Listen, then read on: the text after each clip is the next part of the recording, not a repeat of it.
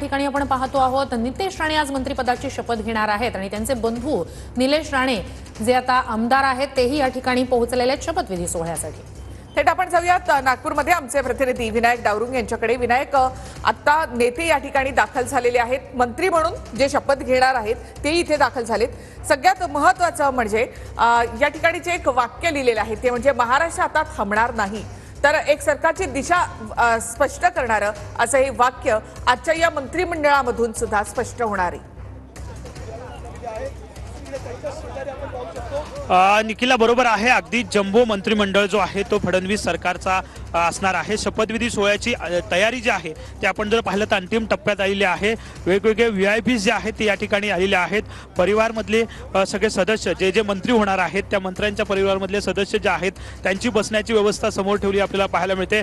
थोड्याच वेळात राज्यपाल या ठिकाणी दाखल होतील आणि मुख्यमंत्री उपमुख्यमंत्री दोन्ही या ठिकाणी दाखल होतील आणि 39 मंत्र्यांचा शपथ जो आहे तो या ठिकाणी आज पार पडतोय नागपूरमध्ये आणि त्या अनुषंगाने ही सगळी तयारी केलेली पाहायला मिळते। मंत्रिमंडळामध्ये जे चेहरे घेतलेले आहेत त्यांचा जर आपण पाहिलं तर जातीय विभागवार समतोल जो आहे तो राखण्याचा प्रयत्न या माध्यमातून प्रत्येक पक्षाने केला पाहायला मिळतोय। त्याचप्रमाणे आगामी स्थानिक स्वराज्य संस्थांच्या निवडणुका आहेत, या निवडणुका डोळ्यासमोर ठेवून सुद्धा अनेक नव्या चेहऱ्यांना संधी जी आहे ती दिलेली आपल्याला पाहायला मिळते। भाजपमध्ये असेल, राष्ट्रवादीमध्ये असेल, काही ज्येष्ठ जी नावं होती, ज्येष्ठ मंत्री होते त्यांना कुठेतरी थांबवण्यात आलेलं आहे आणि नव्या चेहऱ्यांना संधी जी आहे ती दिली आपल्याला पाहायला मिळालेली आहे।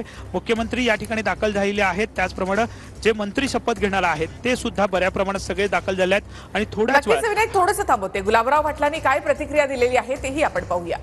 आज जळगाव ग्रामीण मतदारसंघाचा हा बहुमान आहे की यावेळेस तिसऱ्या वेळेस मंत्रिपदाची शपथ घेत असताना राज्यमंत्री जर पकडलं तर चौथ्या वेळेस मी या ठिकाणी शपथविधी घेतोय आणि हे जनतेचं प्रेम आणि पक्षाचा असलेला विश्वास त्याच्या भरोश्यावर आज या ठिकाणी शपथ घ्यायला मी जातो। त्याचबरोबर 38 वर्षाचा पक्षामध्ये केलेला एक प्रकारचा संघर्ष आहे त्याची पावती मला मिळेल आणि निश्चितपणाने ती मिळाली, त्यामुळे निश्चितपणाने मी पक्षाचा खूप आभारी आहे।